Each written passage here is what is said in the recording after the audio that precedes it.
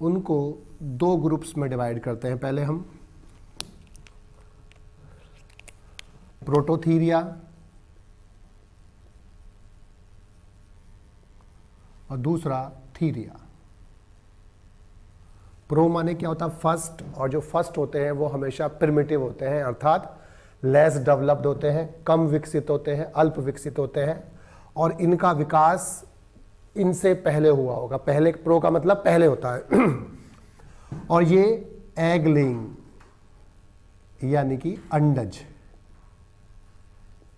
Egg laying mammals होते हैं जो एग देते हैं, उन्हें हम अंडज बोलते हैं। थीरिया जो होते हैं ये विविपेरस होते हैं, अर्थात ये जरायुज होते हैं, अर्थात ये बच्चों को जन्म देते हैं। और जो थीरिया होते हैं ये भी दो ग्रुप्स में बटे होते हैं, मेटाथीरिया और यूथीरिया। किसी भी क्लासिफिकेशन में जो ग्रुप पहले रखा हुआ होता है, ये पहले रखा हुआ है, तो ये इसके कंपैरिजन में कम विकसित होगा, अल्प विकसित होगा, और जो आगे रखा हुआ होता है वो ज़्यादा विकसित होता है, वेल डेवलप्ड होता है। और इसका मतलब क्या होता है? इससे इवोल्यूशन या विकास के दौरान इसका निर्माण हुआ होगा, इससे ये बने होंगे। पहले प्रोटोथीरिया से मेटाथीरिया बने होंगे, मेटाथीरिया से यूथीरिया बने होंगे। अब दोनों ही बच्चों को जन्म देते हैं, लेकिन जो मेटाथीरिया है ये अल्प विकसित बच्चों को जन्म देते हैं, यानी कि पूर्ण विकसित बच्चों को जन्म नहीं देते, जबकि ये सुविकसित बच्चों को जन्म देते हैं। और अल्प विकसित होने का कारण इनका विकास अभी पूर्ण नहीं हुआ होता, इसीलिए मदर के एब्डोमेन में, यानी कि जो ऊपर वाला हिस्सा होता है हमारा वक्ष स्थल, जिसे हम थोरोसिक रीजन बोलते हैं, जो ये वाला हिस्सा होता है इसे हम एब्डोमेन बोलते हैं। तो इस एब्डोमिनल रीजन में एक पाउच होता है जिसे हम बोलते हैं मार्सूपियम, मार्सूपियल पाउच बोलते हैं। तो उस मार्सूपियम के अंदर वो अपने बच्चों को जब तक उसका विकास पूर्ण नहीं होता था तब तक रखते हैं। इनमें विकास पूरा हो चुका होता है तब वो बाहर आते हैं, इसलिए ये सुविकसित होते हैं और इनको मेटा। इसके जो एग्जाम्पल है इसमें कंगारू आते हैं,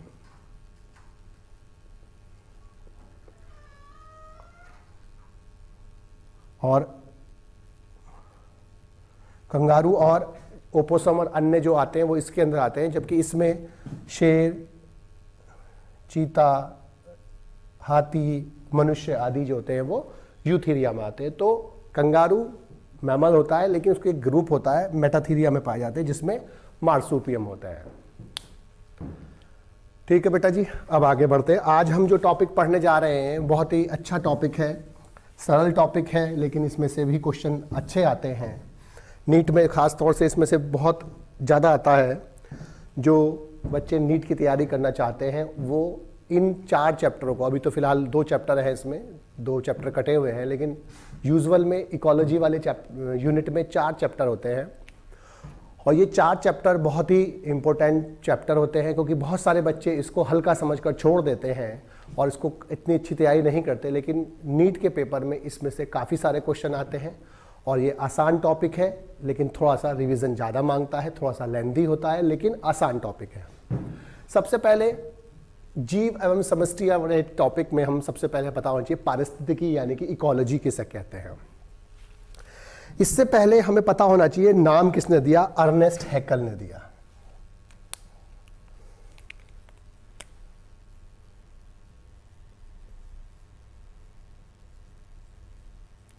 अर्नेस्ट हैकल ने इकोलॉजी नाम दिया, जबकि रीटर ने इसको इकोलॉजी टर्म को, शब्द को प्रमाणिक रूप से, सर्वप्रथम प्रमाणिक रूप से यानी कि ऑथेंटिकली यूज किया।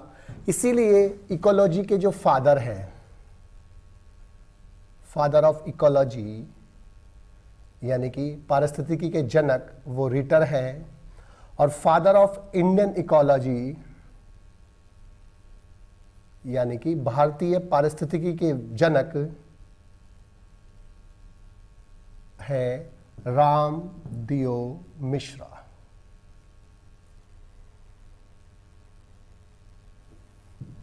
तो टर्म दिया था यानी शब्द दिया था अर्नेस्ट हैकेल ने, हम इसको बोलते हैं कॉइंड करना। शब्द को कॉइंड किया था, टर्म कॉइंड किया जाता है। कॉइंड करने का मतलब है उसको प्रस्तुत किया था अर्नेस्ट हैकेल ने, लेकिन उसको अच्छी तरह से भली भांति यूज किया था रीटर ने, इसीलिए उसको फादर ऑफ इकोलॉजी बोलते हैं। और फादर ऑफ इंडियन इकोलॉजी यानी कि भारतीय पारिस्थितिकी के जनक जो होते हैं वो रामदियो मिश्रा है। इसके बाद जो इकोलॉजी या पारिस्थितिकी है क्या, इसमें हमें दो चीजें याद रखनी है। क्या कि जो जीवधारी होते हैं वो लिविंग होते हैं, सजीव होते हैं, और दूसरा जो अजैवीय वातावरण होता है वो नॉन लिविंग होता है, निर्जीव होता है। तो जीवधारियों और अजैवीय वातावरणों के बीच होने वाले पारस्परिक अन्योन्य क्रियाओं के अध्ययन को हम इकोलॉजी यानी कि पारिस्थितिकी कहते हैं। यानी कि इंटरेक्शन किसके बीच में, लिविंग ऑर्गेनिजम्स और नॉन लिविंग वातावरण के बीच में जो पारस्परिक अन्योन्य क्रियाएं होती हैं उसके अध्ययन को हम इकोलॉजी बोलते हैं। किसी भी जगह पर एक प्लांट या एक एनिमल या कोई भी एक ऑर्गेनिज्म अकेला नहीं पाया जा सकता। किसी भी जगह पर अनेक प्रकार के प्लांट्स और अनेक प्रकार के एनिमल्स और अनेक प्रकार के सूक्ष्म जीव यानी कि माइक्रोब्स साथ साथ पाए जाते हैं, और ये सभी जीव आपस में एक दूसरे को प्रभावित करते हैं। सभी जीव एक दूसरे पर निर्भर होते हैं, साथ ही साथ वो वातावरण को भी प्रभावित करते हैं जीव, और वातावरण जीवों को प्रभावित करता है। तो जीवों के, जीवधारियों के और उनके आसपास जो अजैवीय वातावरण, एबायोटिक एनवायरनमेंट जो प्रेजेंट होता है, उनके बीच में जो पारस्परिक अन्योन्य क्रियाएं होती है, इंटरेक्शंस होते हैं, उनके अध्ययन को हम इकोलॉजी यानी कि पारिस्थितिकी कहते हैं। अब जो पारिस्थितिकी है वो दो प्रकार की होती है या दो ब्रांचेस होती हैं उसमें। एक होती है स्वयं पारिस्थितिकी, स्वयं पारिस्थितिकी यानी कि ऑटिकोलॉजी, और एक समपारिस्थितिकी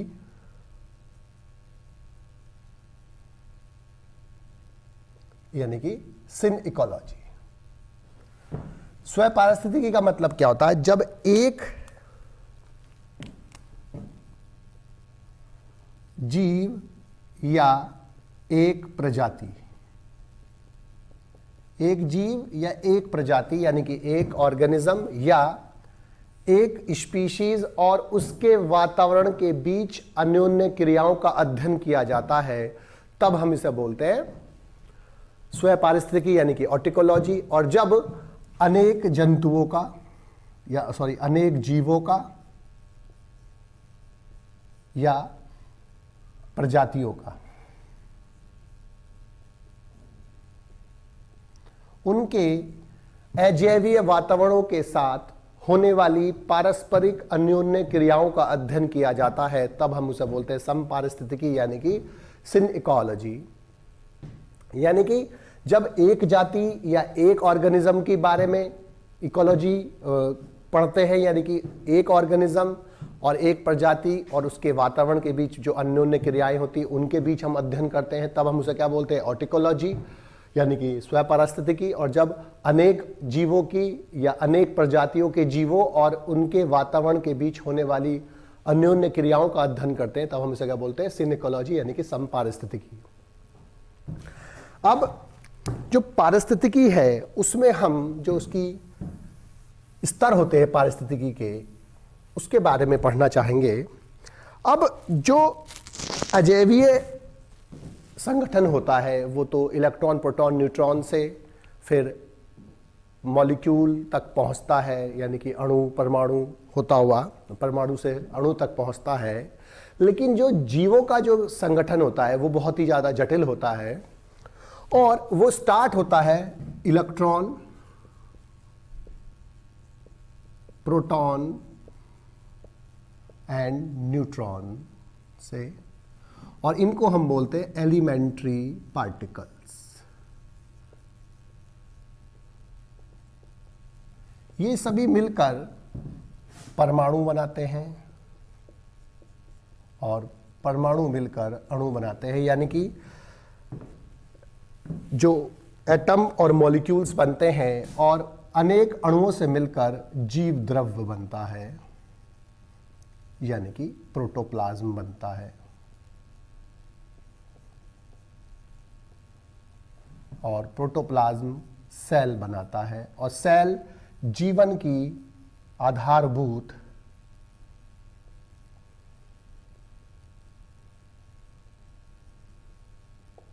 संरचनात्मक एवं क्रियात्मक इकाई होती है।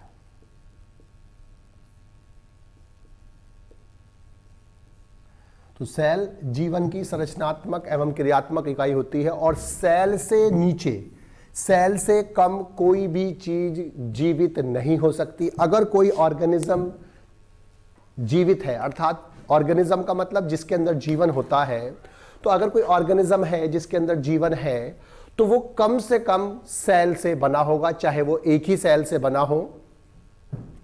अगर कोई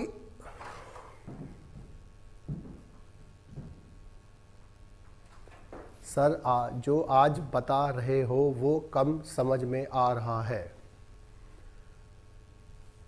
ललिता जी, अभी तो मैंने कुछ बहुत ज़्यादा समझाया भी नहीं है, अभी तो मैं केवल इतना पढ़ना चाह रहा हूँ कि जो ऑर्गेनिज्म बनते हैं, जीव बनते हैं, वो किस प्रकार से बनते हैं और किस प्रकार से इकोलॉजी होती है। तो मैंने केवल अभी इतना ही बताया कि जो ऑर्गेनिज्म होते हैं, जीव होते हैं, उनके चारों तरफ जो वातावरण होता है वो निर्जीव और नॉन लिविंग होता है, एबायोटिक होता है।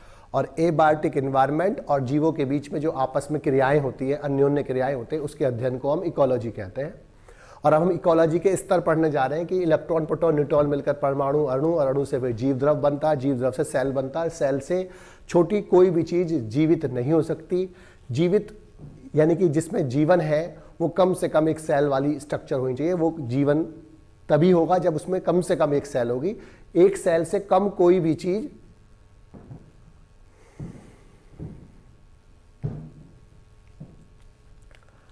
अब जो सेल होते हैं, सेल्स ग्रुप में अरेंज होकर ऊतक बनाते हैं, टिश्यू बनाते हैं।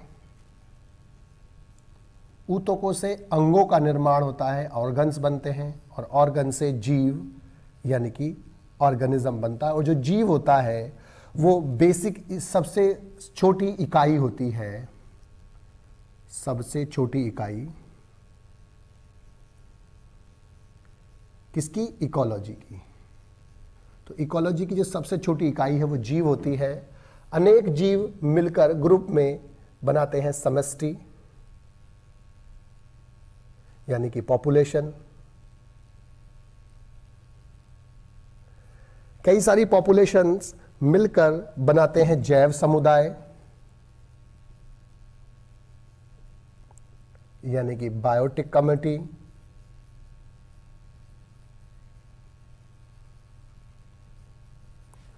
और कई सारी बायोटिक कम्युनिटी मिलकर परितंत्र बनाते हैं यानी कि इकोसिस्टम बनाते हैं। एक बड़े इकोसिस्टम को बायोम कहते हैं, जिसकी अपनी विशिष्ट वनस्पति होती है यानी कि प्लांट्स होते हैं अपने विशिष्ट, अपने विशिष्ट जंतु होते हैं और अपना विशिष्ट क्लाइमेट होता है यानी कि अपनी विशिष्ट जलवायु होती है। और सारे वर्ल्ड के बायोम बायोस्फीयर बनाते हैं यानी कि बायो मतलब जैव यानी कि लिविंग, और स्फीयर मतलब मंडल, जैव मंडल। और ये जैव मंडल मुख्यतः 3 प्रकार के होते हैं। एक स्थल मंडल यानी कि लैंड पर यानी कि लिथोस्फीयर यानी कि लैंड पर, स्थल पर पाए जाने वाले सभी जीव और उसका वातावरण। उसके बाद फिर हाइड्रोस्फीयर यानी कि जलमंडल यानी कि हाइड्रोस्फीयर, और तीसरा वायुमंडल यानी कि एटमॉस्फेयर, यानी कि वायु और वायु के अंदर पाए जाने वाले ऑर्गेनिज्म, वाटर और वाटर में पाए जाने वाले ऑर्गेनिज्म, और यहाँ से लेकर और यहाँ तक का जो अध्ययन होता है हम वो इकोलॉजी में करते हैं।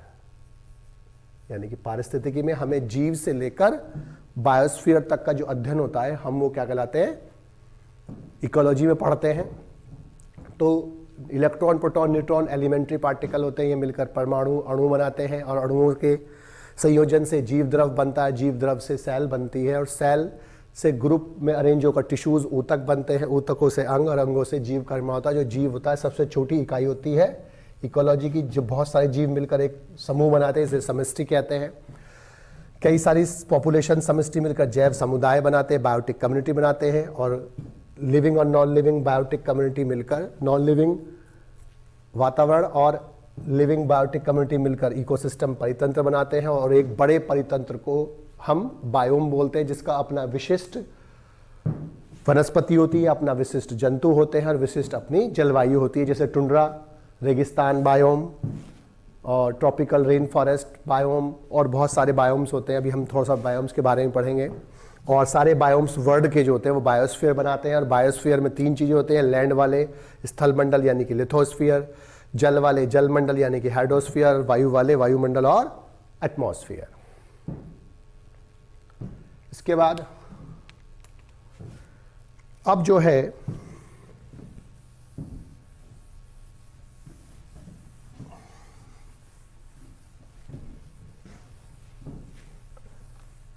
सबसे पहले जो हमें पता होना चाहिए वो है जीव। ऑर्गेनिज्म किसे कहते हैं? जीव।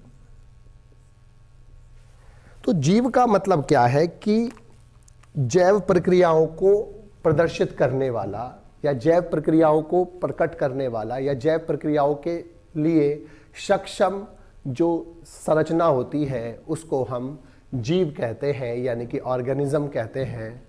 बायोम क्या होता है बेटा? अभी बताया रोशनी।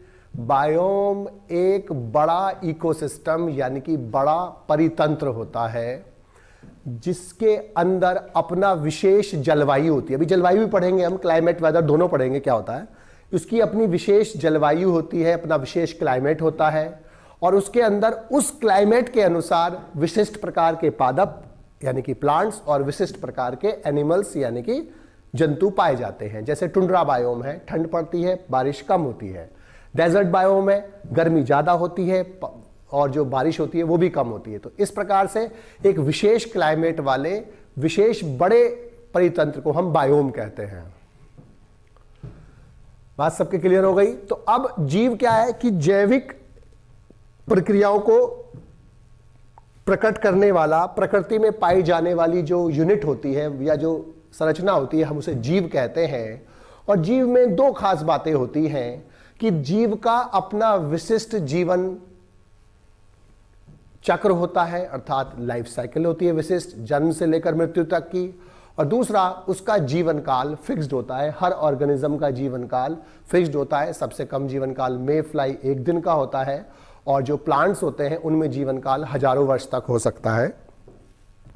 दूसरा, अनेक जीव मिलकर किसी विशिष्ट स्थान पर जो ग्रुप बनाते हैं हम उसे समष्टि यानी कि पॉपुलेशन कहते हैं। यानी कि किसी विशेष ज्योग्राफिकल रीजन में, किसी विशिष्ट भौगोलिक भाग में एक ही प्रजाति के जीवों का जो समूह पाया जाता है उसे हम पॉपुलेशन कहते हैं यानी कि समष्टि कहते हैं। इसके बाद जो समष्टि है उसके बाद आता है जैव समुदाय यानी कि बायोटिक कम्युनिटी। अब बायोटिक कम्युनिटी का मतलब क्या है कि किसी विशेष समय पर किसी विशिष्ट ज्योग्राफिकल रीजन यानी कि विशिष्ट भौगोलिक क्षेत्र में विभिन्न प्रकार की पॉपुलेशंस, विभिन्न प्रकार की समष्टियों का जो ग्रुप होता है उसे हम जैव समुदाय यानी कि बायोटिक कम्युनिटी कहते हैं। यानी कि किसी विशिष्ट समय पर किसी विशिष्ट ज्योग्राफिकल रीजन भौगोलिक क्षेत्र में विभिन्न प्रकार की पॉपुलेशंस मिलकर जैव समुदाय यानी कि बायोटिक कम्युनिटी का निर्माण करती हैं। बायोटिक कम्युनिटी में जो जीव होते हैं वो एक दूसरे पर निर्भर होते हैं, एक दूसरे पर डिपेंडेंट होते हैं, एक दूसरे को प्रभावित करते हैं और सभी मिलकर वातावरण को प्रभावित करते हैं। इसके बाद जो आता है वो आता है परितंत्र यानी कि इकोसिस्टम। सबसे सरल डेफिनेशन इसकी क्या है? किसी भी विशेष ज्योग्राफिकल रीजन में, किसी विशिष्ट भौगोलिक क्षेत्र में टोटल यानी कि कुल, लिविंग यानी कि सजीव, प्लस टोटल नॉन लिविंग यानी कि निर्जीव घटक क्या कहलाते हैं? इकोसिस्टम कहलाते हैं। तो किसी जगह पर, किसी समय पर जो टोटल लिविंग ऑर्गेनिज्म है, तो जो यानी कि लिविंग घटक है, और बायोटिक से हम बायोटिक कंपोनेंट बोलते हैं लिविंग को, बायोटिक यानी कि जैवीय घटक, और अजैवीय घटक या अजैव घटक। तो किसी विशिष्ट ज्योग्राफिकल रीजन में टोटल जैविक घटक प्लस टोटल अजैविक घटक, और अजैविक घटक क्या होते हैं? वातावरण होते हैं। तो किसी भी जगह पर जो टोटल जैविक घटक और टोटल अजैविक घटक पाए जाते हैं उनको हम सामूहिक रूप से क्या बोलते हैं? परितंत्र बोलते हैं और इकोसिस्टम कहते हैं। इसके बाद जो बायोम है, बायोम का मतलब क्या होता है कि एक बड़ा इकोसिस्टम, बायोम क्या होता है? एक बड़ा इकोसिस्टम जिसमें दो बात खास होंगी। क्या? एक उसका अपना विशिष्ट क्लाइमेट होगा और इस क्लाइमेट के हिसाब से एक विशिष्ट या विशिष्ट पादप पाए जाते हैं जिसे हम वेजिटेशन बोलते हैं, प्लस विशिष्ट जंतु यानी कि एनिमल्स पाए जाते हैं। किसी विशेष जगह पर पाए जाने वाले कुल पादपों को हम बोलते हैं फ्लोरा। याद रखने के लिए फ्लावर से याद रखना, फ्लोरा फ्लावर काफी मिलता जुलता वर्ड है फ्लोरा। तो फ्लोरा जो है वो प्लांट्स के लगाते हैं और फौना जो होते हैं वर्ड वो हम किसी भी जगह पर पाए जाने वाले जंतुओं के लिए लगाते हैं, फ्लोरा और फोना। तो एक, अब इसकी डेफिनेशन आप याद करने की आवश्यकता नहीं है, इसको समझ लो बस कि एक बड़ा इकोसिस्टम, बायोम क्या है? एक बड़ा इकोसिस्टम है जिसका अपना एक विशिष्ट क्लाइमेट होता है, अपनी एक विशिष्ट जलवायु होती है, और चूंकि विशिष्ट जलवायु है तो उस विशिष्ट जलवायु में विशेष प्रकार के पादप और एनिमल्स ही पाए जाएंगे और उसमें अपने विशिष्ट पादप और विशिष्ट जंतु पाए जाते हैं। उस बड़े इकोसिस्टम को हम बायोम कहते हैं। समझ सकता हूं कि सभी को अब बायोम आ गया होगा, इसमें घर पे अच्छे से पढ़ाई हो जाती है। तो अब रोशनी, आपने पूछा था बायोम क्या होता है, तो बायोम का मतलब एक बड़ा इकोसिस्टम जिसमें अपना विशेष क्लाइमेट होता है और अपने विशेष पादप और जंतु पाए जाते हैं, उसे हम क्या बोलते हैं? बायोम कहते हैं। अब जो एनसीईआरटी किताब में एक डायग्राम बनाया हुआ है विश्व के बड़े बायोम, तो उन बायोम का जो डायग्राम है उसको देखेंगे अब हम कि यहां पर जो बायोम है यहां ऐसा बना हुआ है, वो यहां पर तापमान है -15, -10, -5, 0, 5, 10, 15, 20, 25, 30, और यहां पर रेनफॉल है यानी कि प्रेसिपिटेशन है जो इधर को चलने पर बढ़ रहा है। अब सबसे पहले यहां पर एक बायोम दिखाई दे रहा है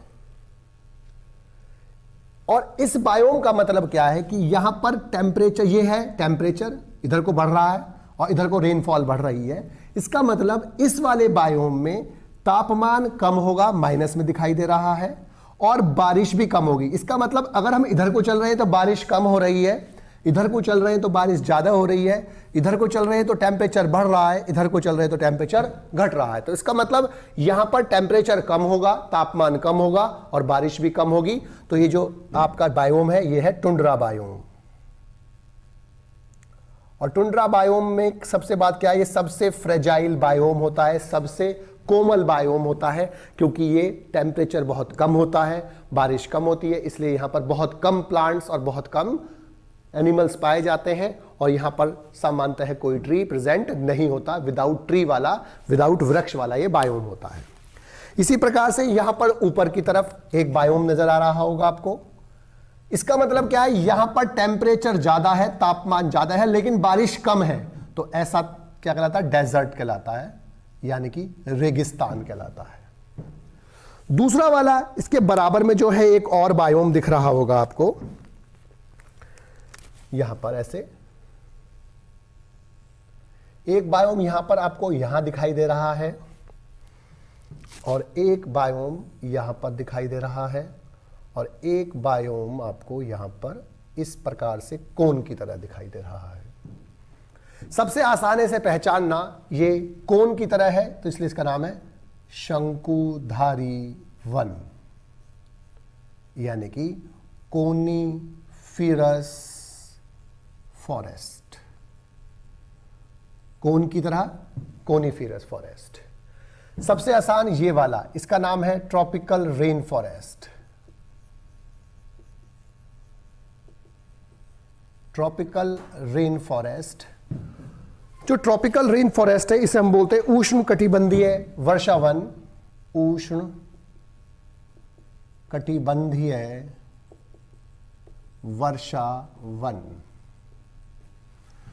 ये बहुत इंपॉर्टेंट टर्म है, क्योंकि उष्ण कटिबंधीय वर्षा वन यानी कि ट्रॉपिकल रेन फॉरेस्ट में दुनिया की सबसे ज्यादा बायोडायवर्सिटी यानी कि जैव विविधता पाई जाती है। अब जैव विविधता का मतलब क्या होता है, जैव माने लिविंग ऑर्गेनिज्म, विविधता का मतलब भिन्न भिन्न प्रकार के जीव जंतुओं का पाया जाना, प्लांट और एनिमल्स का पाया जाना, इसे हम बोलते हैं जैव विविधता यानी कि बायोडायवर्सिटी।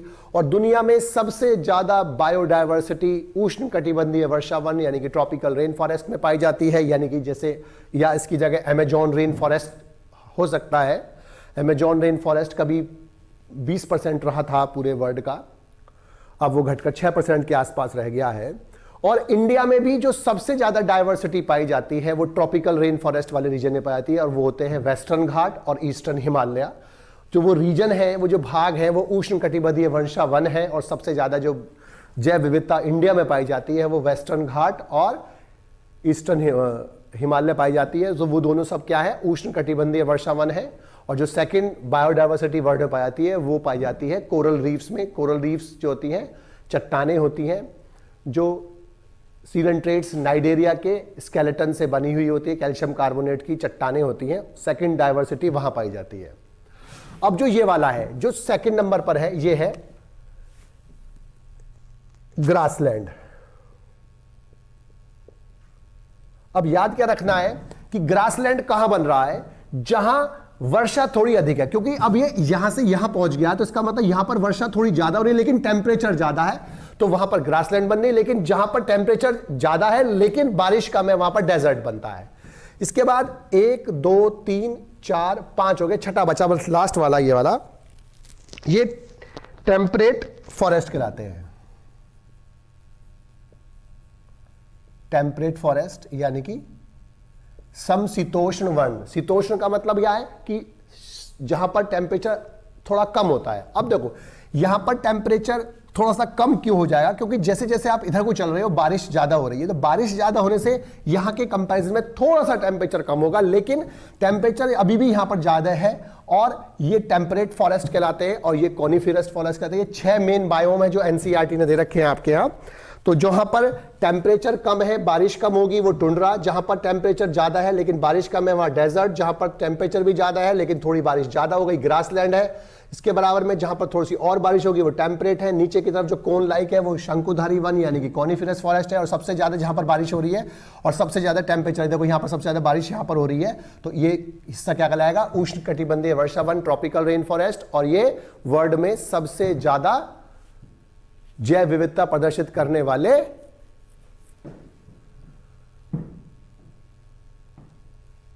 ऑर्गेनिज्म है। इसके बाद जो अब हमको पढ़ना है, इसके बाद टॉपिक वो पढ़ना है अनुकूलन यानी कि अडैप्टेशंस।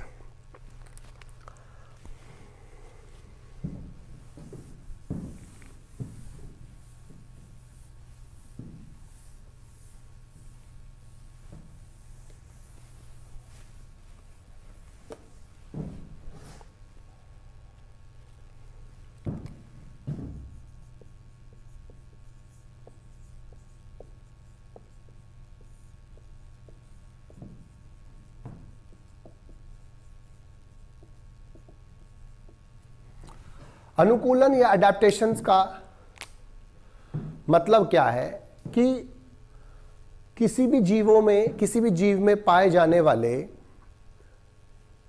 फिजियोलॉजिकल यानी कि कायिकीय, संरचनात्मक, आकारिकीय अथवा व्यवहारगत लक्षण जो उसे किसी विशेष पर्यायवास में जीवन यापन करने में और प्रजनन करके संतान उत्पन्न करने में सहायता करते हैं, अनुकूलन कहलाते हैं। तो अनुकूलन कायिकीय यानी कि फिजियोलॉजिकल, संरचनात्मक, व्यवहारगत अथवा एनाटॉमिकल कैरेक्टरिस्टिक्स है, लक्षण है जो किसी जीव को किसी विशेष पर्यायवास में किसी विशेष जगह पर रहने के लिए, उसको सफलतापूर्वक रहने के लिए उसको सक्षम बनाते हैं और उसको प्रजनन करके नई संतान उत्पन्न करने में सक्षम बनाते हैं, अनुकूलन कहलाते हैं। जैसे बर्ड्स में यानी कि पक्षियों में अग्रपादों का, फोर लिम्स का विंग्स में यानी कि परों में रूपांतरण, मछलियों में बॉडी का लंबा पतला नौकाकार होना यानी कि नौका के रूप में होना, और अन्य बॉडी के अंदर जो पाए जाने वाले जैसे प्लांट्स में जो जीरोफिटिक प्लांट्स होते हैं जो पानी की कमी में ग्रो करते हैं, उनमें क्यूटिकल का पाया जाना या धसे हुए रंध्रों का पाया जाना आदि जो होते हैं वो अडेप्टेशन यानी कि अनुकूलनों के एग्जाम्पल है। अनुकूलन किसी भी जीव में जो पाए जाते हैं वो स्थायी होते हैं आनुवांशिक रूप से, और वो लंबी विकासीय यात्रा के दौरान बनते हैं। जब जीवों का विकास हुआ लाखों करोड़ों साल में, उस लाखों करोड़ों साल के विकास के दौरान उन ऑर्गेनिज्म ने उन विशेष परिस्थितियों में रहने के लिए अपने आप को चेंज करा, अपने आप को परिवर्तित किया, जिससे वो वहां पर आसानी से रह सके और अपने आप को सरवाइव कर सके। अब हम पहले प्लांट्स में थोड़े से अनुकूलन पढ़ेंगे, फिर एनिमल्स में पढ़ेंगे। तो पहले पादपों में अनुकूलन।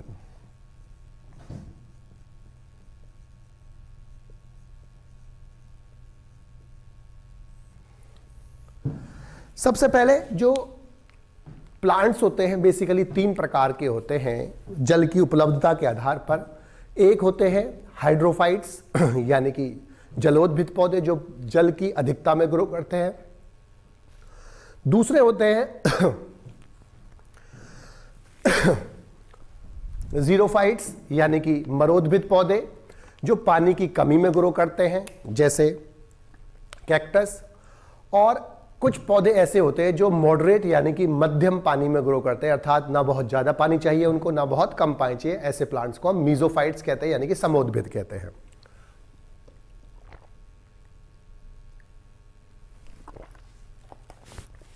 तो जो अडेप्टेशंस और अनुकूलताएं पाई जाती हैं वो हाइड्रोफाइट्स में यानी कि जलोद्भिद में, और मरोद्भिद यानी कि जीरोफिटिक प्लांट्स में पाई जाती है। समोद्भिद में अडेप्टेशंस नहीं पाई जाती। कुछ अडेप्टेशन हम जीरोफिटिक्स की पढ़ेंगे यानी कि मरोद्भिद पादपों की पढ़ेंगे, कुछ हम जलोद्भिद की पढ़ेंगे। सामान्यतः जलोद्भिद पादपों में और मरोद्भिद पादपों में पानी की आवश्यकता एक दूसरे के विपरीत होने के कारण उनमें जो अनुकूलताएं पाई जाती हैं वो भी विपरीत होती हैं। जो मरोद्भिद पौधे होते हैं उनकी बॉडी जो होती है, उनके अंदर जो पार्ट्स होते हैं लीफ जैसे, उसके ऊपर थिक क्यूटिकल उपत्वचा पाई जाती है जिसके कारण वाष्पोत्सर्जन कम हो जाता है, ट्रांसपायरेशन कम हो जाता है, इससे पानी का लॉस कम हो जाता है। दूसरा, इन पादपों में जो स्टोमेटा होते हैं यानी कि रंध्र होते हैं, या तो वो संकन टाइप होते हैं। संकन मतलब डीप सीटेड, मतलब नीचे गहरे उपस्थित होते हैं यानी कि गहरे प्रेजेंट होते हैं, नीचे की तरफ उपस्थित होते हैं, उन्हें हम संकन स्टोमेटा बोलते हैं यानी कि धसे हुए स्टोमेटा कहते हैं, धसे हुए रंध्र कहते हैं। इससे वाष्पोत्सर्जन कम होता है। या स्कोटो एक्टिव टाइप के होते हैं। स्कोटो एक्टिव टाइप के रंध्रों का मतलब क्या है कि नॉर्मली जो रंध्र खुलते हैं, स्टोमेटा खुलते हैं, वो दिन में खुलते हैं, रात्रि में बंद होते हैं। लेकिन इनमें उल्टा होता है कि ये इनमें जो स्टोमेटा होते हैं, रंध्र होते हैं, वो रात में खुलते हैं और दिन में बंद हो जाते हैं। और रात के समय ये CO2 ले लेते हैं और उनको CO2 को वो ऑर्गेनिक एसिड में कन्वर्ट कर लेते हैं, और बाद में दिन के समय ऑर्गेनिक एसिड से वापस CO2 निकालकर अब वो प्रकाश संश्लेषण में, फोटोसिंथेसिस में यूज कर लेते हैं।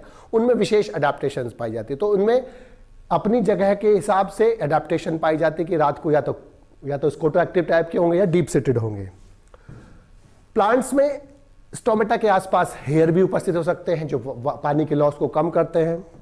कुछ पादपों में जो जीरोफिटिक पादप होते हैं, मरोद्भिद पादप होते हैं, उनमें जो पत्तियां होती हैं, लीव्स होती हैं, वो स्पाइन्स यानी कि कांटों में रूपांतरित हो जाती हैं। इससे दो फायदे होते हैं कि सबसे पहले तो जो पत्तियां होती हैं, पत्तियों में स्टोमेटा होते हैं और स्टोमेटा के कारण ही वाष्पोत्सर्जन होता है। तो पत्तियां जब स्पाइन्स में, कांटों में रूपांतरित हो जाती हैं तो उनके अंदर स्टोमेटा अब कम हो जाएंगे और स्टोमेटा कम होने से वाष्पोत्सर्जन कम हो जाएगा, पानी का लॉस कम हो जाता है। दूसरा, कांटों के उपस्थिति के कारण उनको जो ग्रेजर्स होते हैं, घास चरने वाले जंतु होते हैं, उनको नहीं खाते, जिससे उनकी सुरक्षा होती है। इसके बाद कुछ जो मरुद्भिद पादप होते हैं उनमें जो संवहन ऊतक होते हैं, जाइलम फ्लोएम, और यांत्रिक ऊतक जैसे स्क्लेरेन्काइमा और कोलेनकाइमा सुविकसित होते हैं, जिससे वो दूर तक चीजों को पहुंचा सके और उनको मजबूती मिले। इसके बाद जो जलोद्भिद पादप होते हैं उनमें या तो जड़ अनुपस्थित होती है जैसे वुल्फिया में, या अल्प विकसित होती है जैसे हाइड्रोला में। अब जलोद्भिद पादपों में संवहन ऊतक यानी कि जाइलम फ्लोएम अल्प विकसित होते हैं, कम विकसित होते हैं। जलोद्भिद पादपों में एरेन्काइमा सुविकसित होते हैं। एरेन्काइमा का मतलब क्या होता है कि एक ऐसा पैरेन्काइमा जिसके बीच बीच में स्थान ज्यादा होते हैं, स्पेस ज्यादा होते हैं, और उनके स्पेसों में एयर भर जाती है और एयर भरने के कारण वो उसको बायोन्सी देते हैं, उसको हल्का बनाकर उसको तैरने में सहायता करते हैं। इसके अलावा जो जलोद्भिद पादप होते हैं उसमें श्लेष्म यानी कि म्यूसिलेज उपस्थित होता है। म्यूसिलेज एक म्यूकोपॉलीसेकेराइड होता है और वो इसको जीवाणुओं और कवकों के संक्रमण से, इन्फेक्शन से बचाते हैं। अब इसके बाद हम एनिमल्स के बारे में पढ़ेंगे कि एनिमल्स में अडेप्टेशंस कितनी पाई जाती हैं। अब जो जंतु हैं प्राणियों में जो अडेप्टेशंस होती है, उत्तरी अमेरिका में एक चूहा पाया था, इसका नाम होता है कंगारू रैट।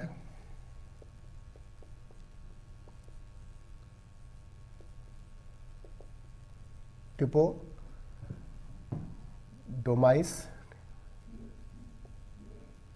डेजर्टी।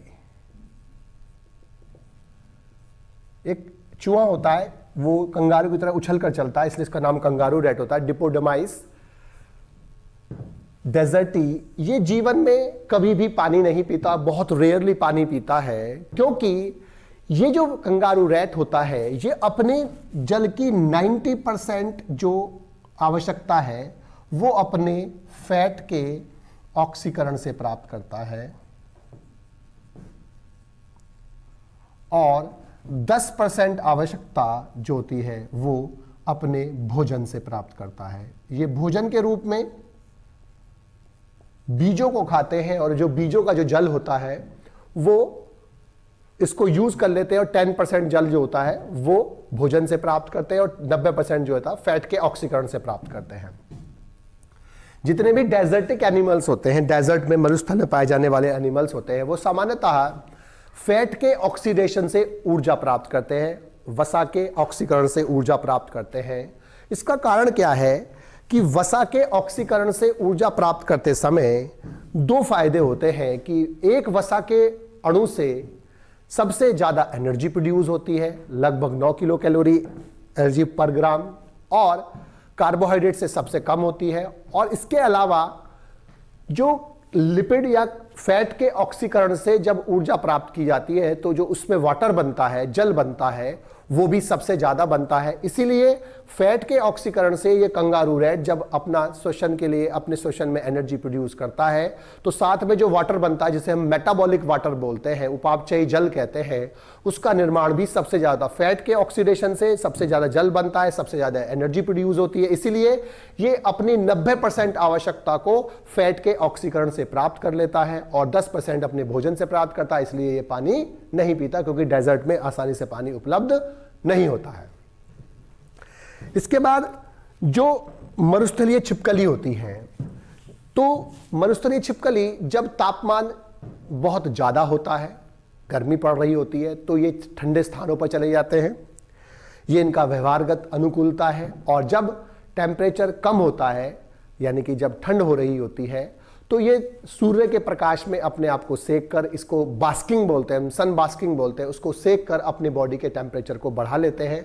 इसको हम व्यवहारगत अनुकूलता कहते हैं।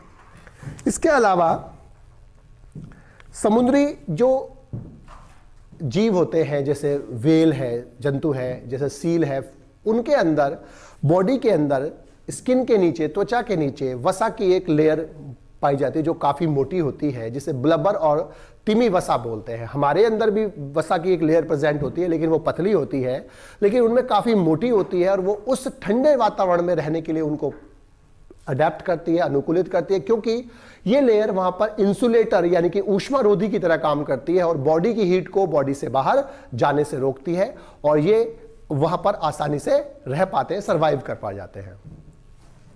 इसके बाद यहां पर एक चीज पढ़नी है हमको, तंगुता बीमारी,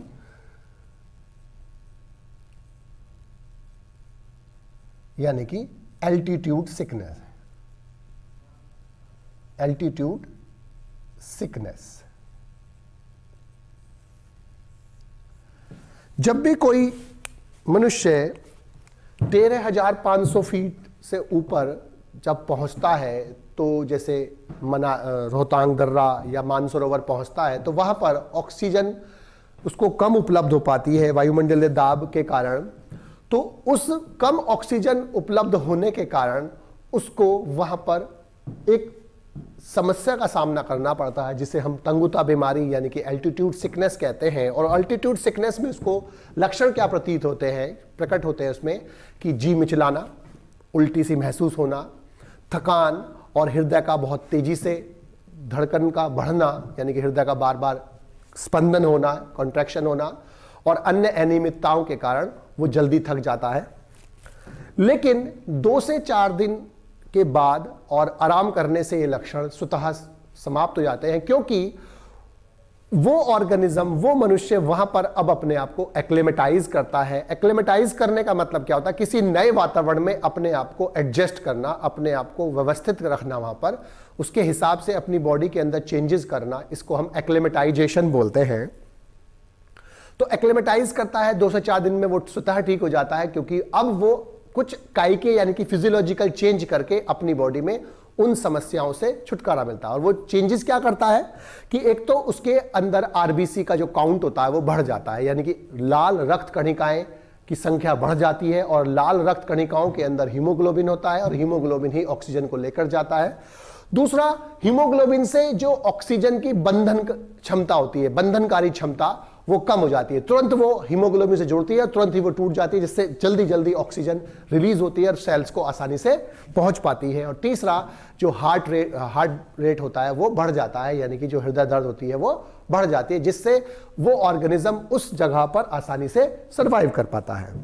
जो पहाड़ पर या ऊंचे एल्टीट्यूड पर रहने वाले मनुष्य होते हैं, उनमें ये जो अडेप्टेशंस होती है, अनुकूलताएं पहले से पाई जाती हैं।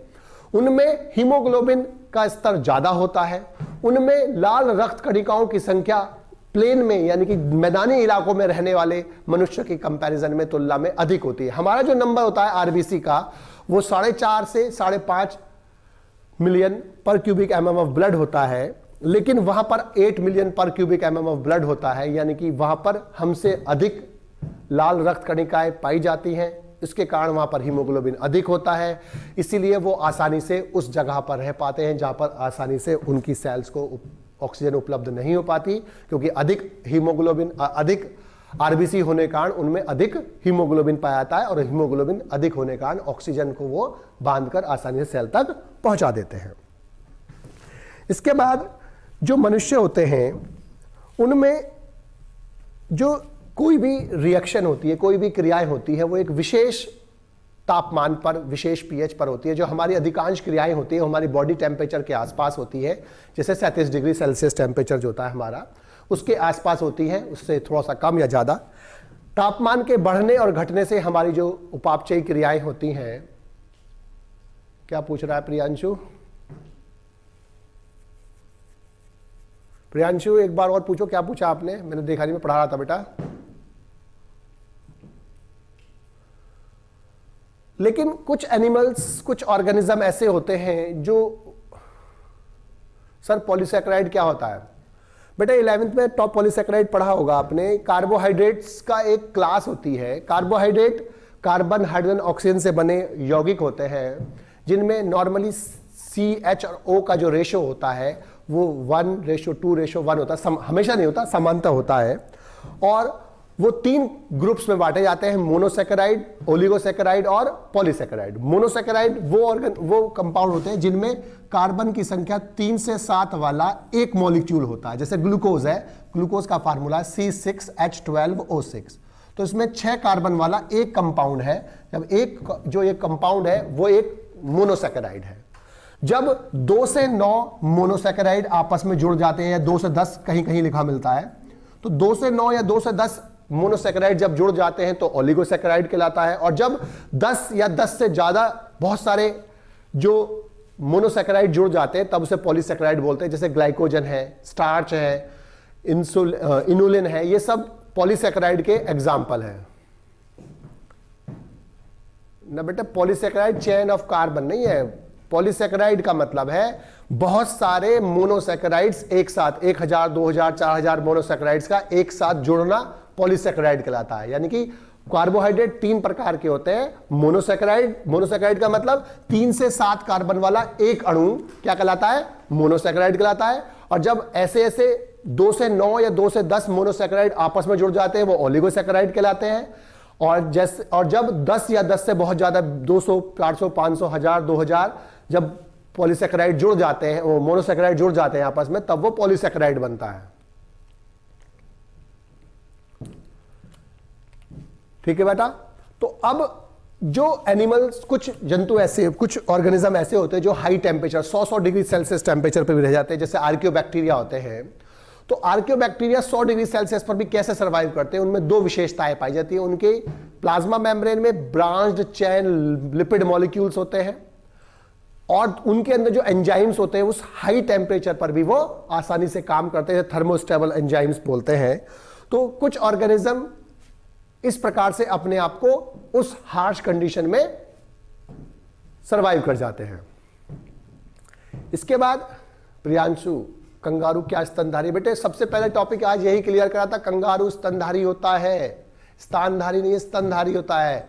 स्तन जो मैमल्स होते हैं उनको 2 भागों में डिवाइड करते हैं। पहले प्रोटोथीरिया जो एग लेइंग होते हैं, अर्थात अंडज होते हैं, अंडे देने वाले होते हैं।